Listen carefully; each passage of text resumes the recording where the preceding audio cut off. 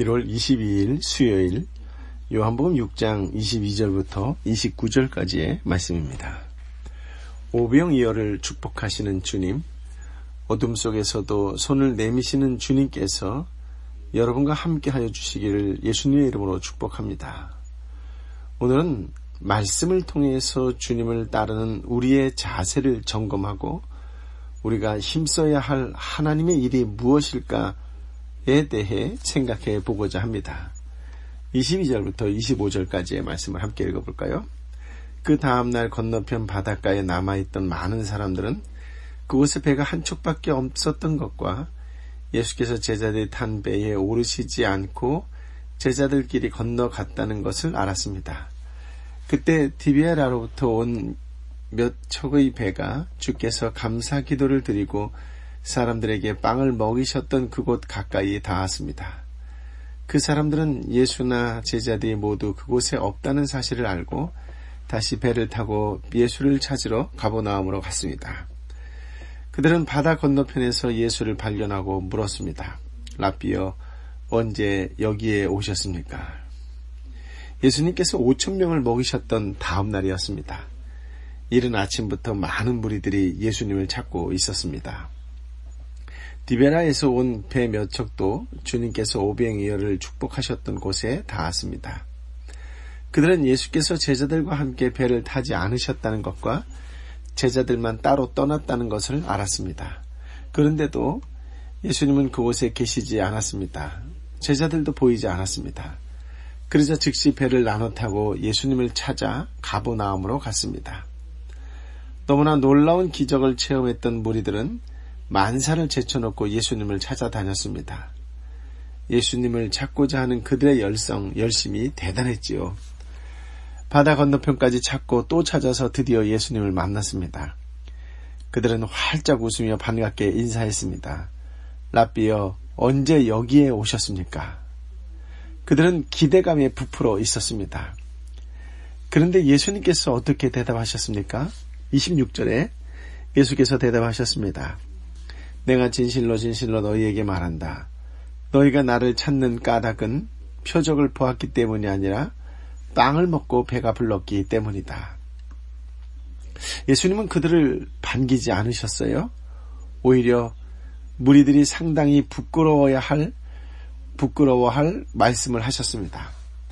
전날에는 예수님께서 무리들을 불쌍히 여기셨습니다. 목자 없는 양 같음을 인하여 그들을 영접하셨고 말씀으로 가르치셨으며 배불리 먹으셨습니다. 그런데 오늘은 전혀 다른 태도로 대하셨습니다. 예수님은 그들이 예수님을 찾는 내면의 숨은 동기를 지적하셨습니다. 예수님은 무리들이 아침부터 그토록 자신을 찾는 이유가 표적을 본 까닭이 아니다 라고 하셨습니다.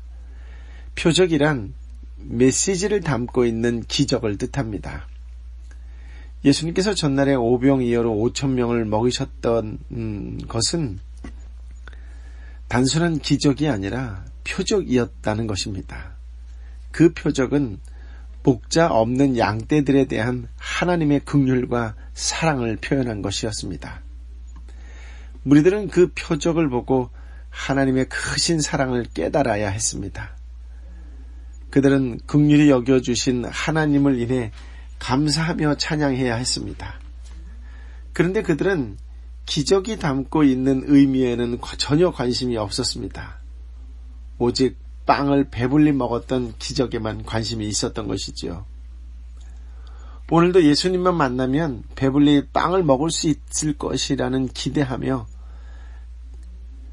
예수님을 찾았습니다. 예수님은 이런 태도가 잘못임을 지적하고 계시는 것이지요. 이 말씀은 우리에게 다소 심각한 고민을 던져주고 있습니다.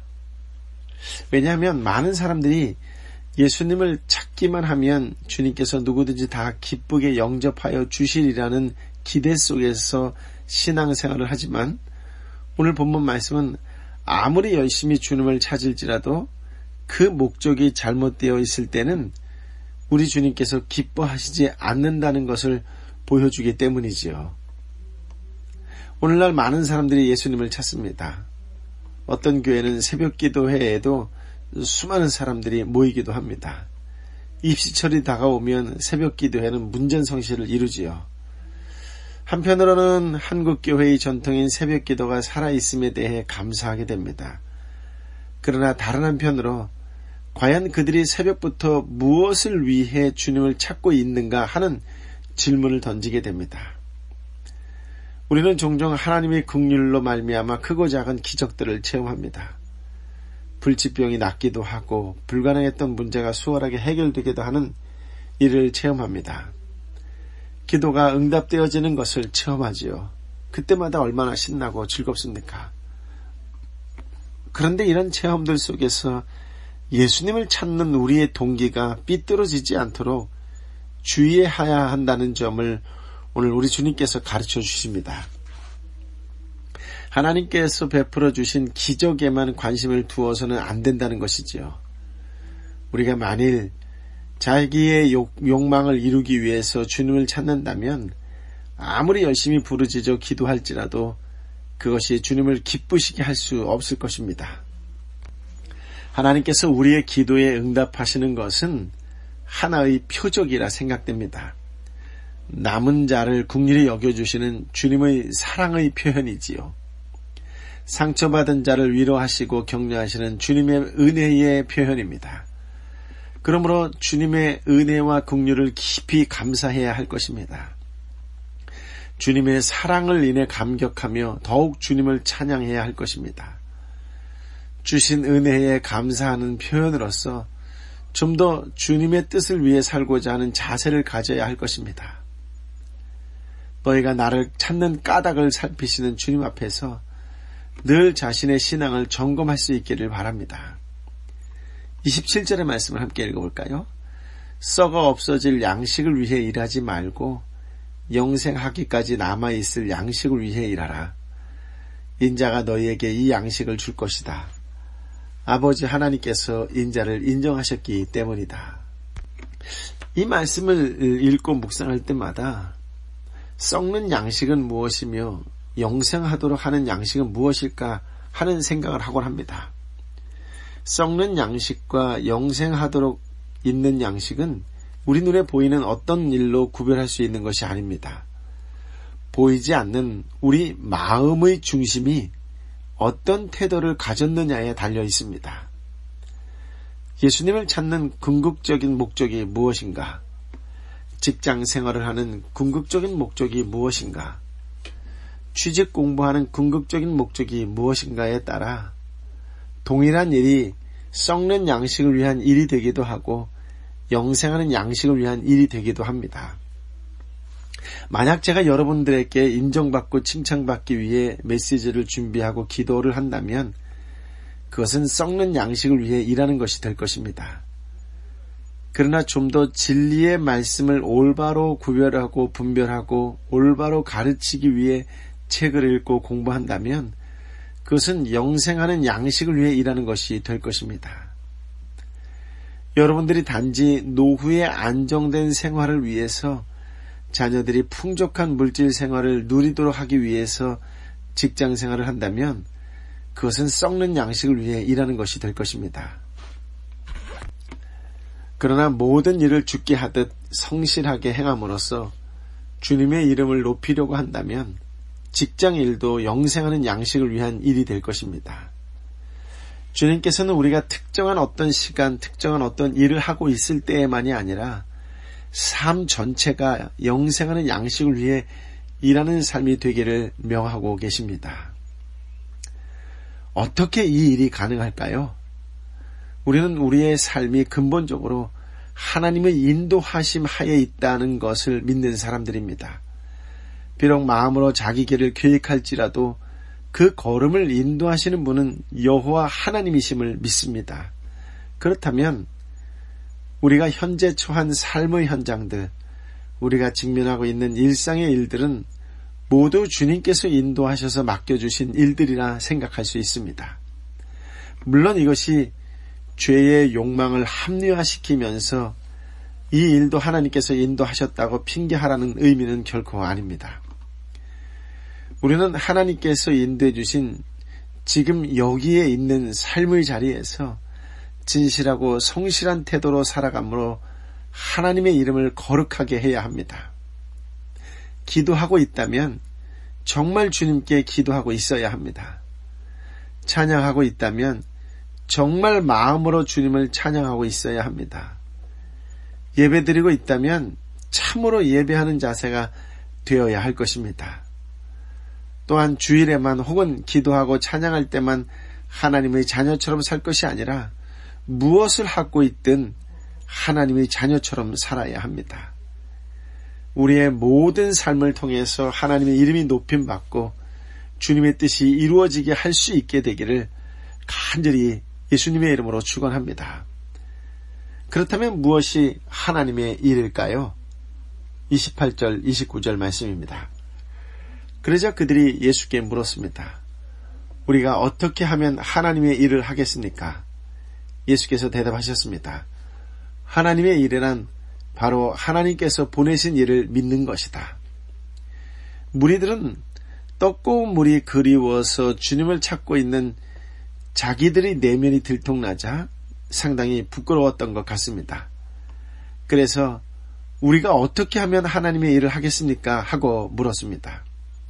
하나님의 일과 같은 거창한 것을 어떻게 하겠느냐라는 뉘앙스가 담겨 있는 말이지요. 성경을 읽을 때마다 느끼게 되는 것은 창세기부터 계시록까지 하나님을 믿어라, 하나님을 믿어라 라는 말씀이 줄기차게 반복된다는 것입니다. 그런데 많은 경우에 그 말씀이 이미 하나님을 믿고 있다고 생각되는 사람들을 향해 선포되었다는 사실은 조금 당황하게 만들지요. 또 하나님을 믿어라 라는 말씀을 들을 때면 겨우 그게 전부인가 하는 의구심을 가지기도 합니다. 그러나 곰곰이 생각해 볼수록 하나님을 믿는 것이 참으로 하나님의 일의 전부라는 것을 알게 됩니다. 믿는다는 것은 신뢰하는 것이지요. 배가 물 위에 떠 있을 수 있다는 것을 단순히 인지하는 것이 아니라 그 배에 자기 몸을 맡기는 것입니다. 이처럼 믿음이 전적인 신뢰임을 생각할 때 믿는다는 것이 결코 쉬운 일이 아님을 알게 됩니다.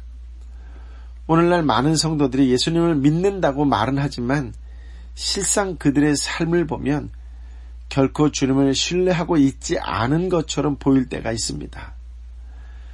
우리는 주님이 우리의 모든 필요를 공급해 주시는 분이심을 믿는다고 말합니다. 그러나 정말 필요할 때가 되면 필요한 것을 공급하심을 신뢰하고 살기가 쉽지 않습니다. 주님 외에 뭔가 다른 공급 루트를 확보해 두어야 안심이 되곤 합니다. 우리는 주님께서 내 인생을 인도하심을 믿는다고 말합니다. 그러나 주님의 인도하심을 신뢰하고 장래를 턱 맡겨놓기가 불안하게 여길 때가 있습니다. 내 아이의 장래를 주님께서 인도하심을 신뢰하지 못해 내가 인도해야 하겠다고 팔을 걷어붙일 때가 얼마나 많습니까? 우리는 주님께서 내 생명의 주인이 되시며 내 모든 소유의 주인이심을 믿는다고 말합니다. 그러나 막상 주님께서 원하실 때면 내 것인 양 움켜쥐고 집착할 때가 있습니다. 우리는 주님께서 위로자가 되심을 믿는다고 말합니다. 그러나 막상 슬프고 외로울 때면 주님을 찾기보다 다른 것을 찾을 때가 있지 않습니까? 이처럼 우리의 입술은 주님을 믿지만 우리의 삶이 보여주는 태도는 주님을 신뢰하고 있지 못할 순간들이 있습니다. 이 모든 일들을 생각해 보면 우리가 참으로 주님을 신뢰하지 못하기 때문에 아침부터 저녁까지 썩는 양식에 온통 마음이 빼앗겨서 수고한다는 사실을 인정하게 됩니다. 주님께서 나의 공급자가 되시고 주님께서 나의 위로자가 되시고 주님께서 나의 인도자가 되시며 주님께서 나의 후원자가 되신다는 사실을 신뢰하지 못하기 때문에 슬퍼하고 낙심하고 불안해하고 스트레스를 받는다는 사실을 인정하게 됩니다. 루터가 종교개혁을 해 나가다가 몹시 지치고 낙심하여 우울하게 지낼 때가 있었습니다. 어느 날 루터의 아내가 검은 상복을 입고 그의 앞에 나타났어요. 아니, 누가 죽었어? 네, 하나님이 돌아가셨어요. 루터는 그게 무슨 말도 안 되는 소리냐고 되물었습니다. 그러자 루터의 아내는 당신이 이렇게 낙심하고 있는 걸 보니 하나님이 돌아가신 것이 틀림없는 것 같아요 하고 대답했습니다. 루터는 깨달음을 얻고 다시금 하나님을 굳게 신뢰할 수 있었다고 합니다. 여러분, 여러분의 하나님은 지금 살아계십니까? 살아계신 그 하나님을 지금 신뢰하고 계십니까? 하나님을 신뢰하며 영생하는 양식을 위해 열심히 일할 수 있게 되기를 예수님의 이름으로 간절히 축원합니다. 아멘. 아버지 하나님, 참으로 귀한 말씀, 생명의 말씀을 허락하여 주시니 감사합니다. 무엇보다도 썩을 양식과 영생하는 양식을 분별할 수 있는 지혜를, 생명의 말씀을 허락하셔 주셔서 감사합니다. 어찌 보면 일평생을 썩을 양식을 구하며 살았던 인생은 아닌지 다시금 회개하며 되돌아봅니다. 이제 영생하는 양식을 위하여 내 삶 전체를 드리겠노라고 새롭게 결단하는 이 시간 되게 하여 주옵소서. 영생하는 양식, 그 양식을 이제 나도 누리고 이웃에게 나누어지는 축복의 통로의 삶을 살겠노라고 결단하는 이 시간 되게 하여 주옵소서. 어떤 상황, 어떤 환경, 어떤 일을 하든지 간에 주께 하듯 성실하게 행함으로써 주님의 이름을 높이며 살아가는 그런 영생하는 양식을 위하여 살아가는 믿음의 삶이 되게 하여 주옵소서. 이제는 길이요 진리요 생명 되신 우리 주님 예수 그리스도의 은혜와 아버지 하나님의 크고도 놀라우신 사랑과 성령 하나님의 위로 역사 교통 충만하심이 오늘도 썩을 양식을 구하지 않고 오직 영생하는 양식을 구하기 위한 삶을 살아가기로 새롭게 결단하며 또 그렇게 살아가기로 세상 속에 나아가는 하나님의 사람들 한 사람 한 사람 머리 위에 저들이 뜨거운 심령으로 함께 기도하는 사랑하는 가족과 공동체와 이웃과 또 열방의 선교사님 한 사람 한 사람 머리 위에 이제부터 영원토록 함께하여 주었기를 간절히 축원하옵나이다. 아멘.